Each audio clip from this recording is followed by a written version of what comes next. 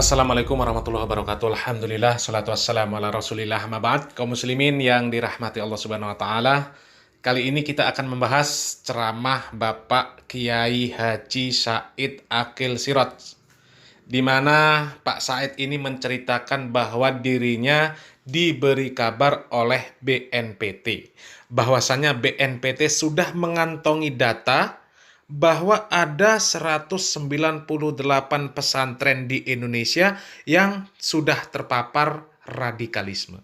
Tapi bagi Said Aqil Siraj itu kurang. Ada yang belum dimasukkan. Dan salah satu nama yang disebut oleh Said Aqil Siraj itu sangat mencengangkan kaum muslimin. Kita simak videonya. Anak-anak kita mari kita jaga, kita bimbing, kita didik dengan yang benar. Dipesantrenkan, cari pesantren yang benar. Pesantren pun sekarang pesantren yang sudah terpapar radikal, kata Pak Jenderal Boy Rafli BNPT, 198 pesantren. Terus saya telepon, Pak, kurang bu, luwi. Ternyata saya baca Az-Zaitun belum masuk.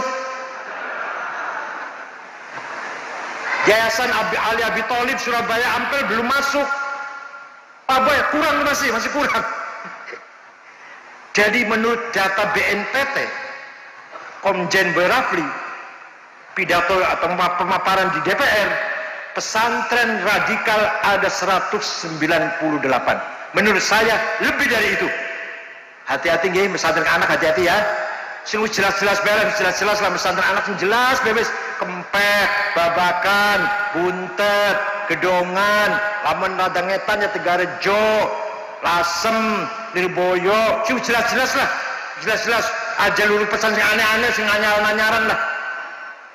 Sing jelas-jelas pun gimana manfaat nggih. Arjawinangun, mangga wis jelas-jelas warisannya ulama-ulama kibar, izam, aulia, ulama-ulama besar, Kiai Syatori, Kiai Abbas, Kiai Amin Babakan Cuaringin. Yayasan Ali bin Abi Tholib yang ada di Semampir, Surabaya disebut sebagai yayasan radikal kaum muslimin. Yayasan Ali bin Abi Tholib yang dimaksud Said Aqil Siraj ini kan universitas, sekolah tinggi agama Islam Ali bin Abi Tholib yang ada di Jalan Sidotopo, Semampir, Surabaya, dekat dengan makam Sunan Ampel, Surabaya. Kok bisa disebut radikal, itu dilihat dari mananya, Pak? Apa ukuran untuk mengatakan sekolah tinggi agama Islam Ali bin Abi Tholib Surabaya itu radikal?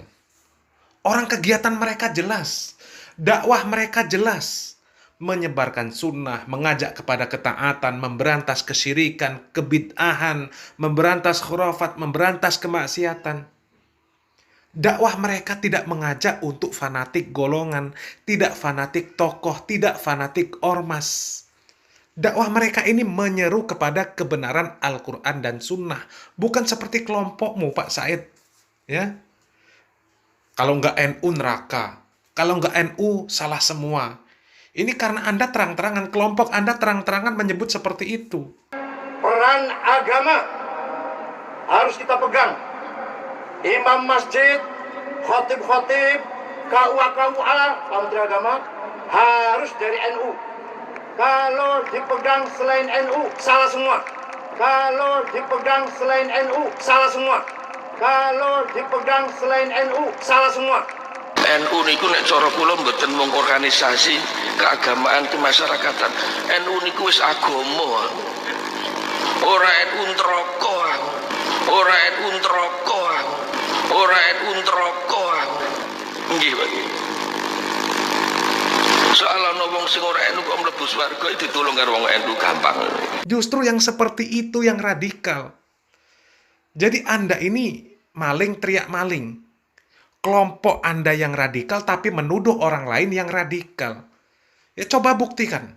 Yang pernah mempersekusi orang yang tidak sefaham, kelompok siapa? Yang pernah menyerang pondok pesantren siapa? Yang pernah menolak kajian, kelompok siapa? Berkaca, Pak. Mengingat begitu besarnya gelombang penolakan dari masyarakat, khususnya warga Nahdien yang merasa tersakiti oleh beberapa narasi Ustadz Farid Basalamah dalam beberapa ceramahnya, yang banyak beredar di media sosial, yang intoleran terhadap khilafiyah dan mudah memvonis bid'ah terhadap amaliyah Ahlus Sunnah wal Jamaah. 3. Demi untuk menghindari terjadinya benturan massa antara masa pendukung dengan masa yang kontra terhadap Ustadz Khalid Basalamah. Sekolah Tinggi Agama Islam Ali bin Abi Thalib tidak pernah mendemo kelompok lain yang tidak sepaham. Justru Sekolah Tinggi Agama Islam Ali bin Abi Thalib yang pernah didemo. Bisa dilihat beritanya. Kok malah Sekolah Tinggi Agama Islam Ali bin Abi Thalib yang disebut radikal? Radikal dari mananya? Apa yang bisa dijadikan bukti kalau yayasan tersebut radikal? Ya, alumni mereka sudah banyak tersebar di Indonesia. Mereka berdakwah terbuka di masjid-masjid. Dakwah mereka terbuka untuk umum. Ada sesi dialog tanya jawab ilmiahnya. Kok bisa disebut radikal? Orang-orang yang ada di stai Ali bin Abi Thalib tidak pernah mempersekusi orang-orang yang tidak sepaham. Tidak pernah melakukan tindakan teror. Kok bisa disebut radikal? Apa mungkin kelompok Pak Said Akil ini yang selama ini merasa terganggu kepentingannya karena keberadaan stai Ali bin Abi Thalib? Merasa takut karena melihat perkembangan stai Ali bin Abi Thalib yang luar biasa. Membangun fasilitas terus, mahasiswa bertambah terus juga. Apalagi alumni dari stai Ali itu banyak sudah tersebar di Indonesia. Mereka sudah berdakwah, mencerdaskan umat. Terus Anda mau memfitnah supaya masyarakat menjauhi stai Ali bin Abi Thalib. Masyarakat sudah cerdas sekarang, Pak. Kegiatan-kegiatan di stai Ali bin Abi Thalib itu bisa diakses oleh siapapun. Ada Radio Al-Iman, ada Al-Iman TV. Dosen-dosen di sana mengisi kajian di mana-mana. Sekarang nggak bisa lagi main fitnah-fitnah. Orang yang tidak tahu faktanya sekarang bisa langsung mencari fakta. Bisa langsung tabayun. Dan alhamdulillah sampai saat ini stai Ali masih berdiri dan tambah maju. Dan semoga dengan majunya stai Ali bin Abi Thalib Surabaya bisa menjadi sebab tersebarnya dakwah Islam yang hak. Kemudian bisa memberantas segala bentuk pemahaman-pemahaman yang menyimpang. Semoga yang sedikit ini bermanfaat. Barakallahu fikum. Wassalamualaikum warahmatullahi wabarakatuh. Menegakkan sunnah itu dulu dilemparin batu, dulu diusir. Jadi kalau cuma dikatain Wahabi, ya sabarlah. Ada yang kalah Wahabi. Apaan Wahabi? Wallahu a'lam. Tapi kayaknya Wahabi. Apa Wahabi? Wallahu a'lam. Subhanallah. Celaan radikal. Arti, Ana pun merasakan hal itu. Ana pulang dari pesantren, Ana ceritakan. Beberapa kali Ana pulang dari pesantren, kita tuh ada satu ustadz jemaah, Masya Allah. Ustadz itu guru bahasa Indonesia. Dia punya jenggot mungkin cuma 9. Kita tuh santri, kalau ngelihat ustadz ini, ustadz jenggot naga nih. Nah, supaya dia guru bahasa Indonesia. Tapi Masya Allah sabarnya dia ngajarin kita ya. Sampai suatu saat anak pulang berjenggot. Orang tua anak takut. Ini pulang pesantren. Dia lihat, Syafiq, sini katanya. Syafiq ikut aliran apa kata dia? Ikut aliran apa? Orang tua yang astagfirullah ya. Karena takut, orang tua takut. Padahal anak pakai jenggot itu tahun 95.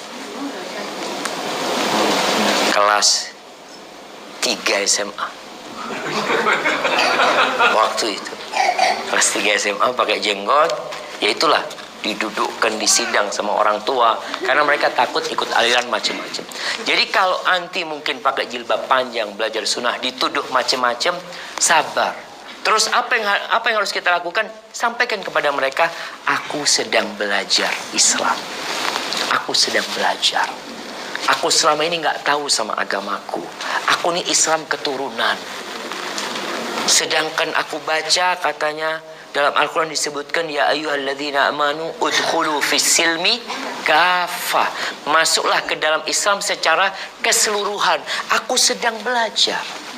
Kalau mungkin ada yang salah dari aku, tolong dikasih tahu. Jadi merendah sama mereka nih jemaah. Kalau dikatakan ahlus sunnah jamaah, aku juga ingin jadi ahlus sunnah jamaah. Aku juga ingin menjadi yang mengamalkan sunnah dan jauh dari bid'ah. Maka itu mungkin bahasa yang kita sampaikan kepada mereka. Dan jangan sok. Kita kadang-kadang kalau baru belajar tuh gampang menvonis orang. Orang yang gak sama kayak sama kita, ya kita katakan ini kayaknya yang jadi koreknya api neraka. Tahu dari mana antum koreknya api neraka? Jangan. Artinya perlahan-lahan.